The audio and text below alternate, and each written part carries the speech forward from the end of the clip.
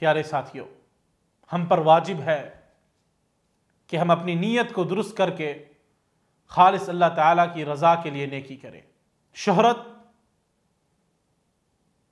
اور ریاکاری سے بچیں۔ یہی صحابہ کرام رضوان اللہ علیہم اجمعین، تابعین اعظام، ائمہ الدین اور اللہ تعالیٰ کے مقرب و محبوب بندوں کا وتیرہ رہا ہے۔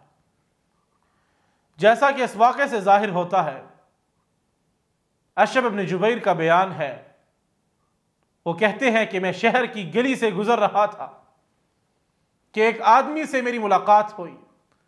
اس نے پوچھا، آپ کی اولاد ہے؟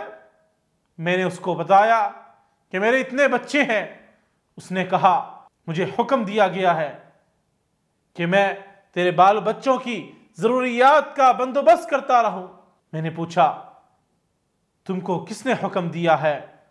اللہ تعالیٰ تمہیں برکت سے نوازے۔ اس نے کہا، اس بارے میں تجھے نہیں بتا سکتا۔ میں نے عرض کیا، احسان کرنے والے کا شکریہ ادا کیا جانا ضروری ہے۔ اس نے کہا، جس نے مجھے تیری اور تیرے بال بچوں کی کفالت کی ذمہ داری دی ہے، وہ تیرا شکریہ نہیں چاہتا۔ اشعب بن جبیر کا بیان ہے کہ میں اپنا اور اپنے بچوں کا خرچہ حاصل کرتا رہا۔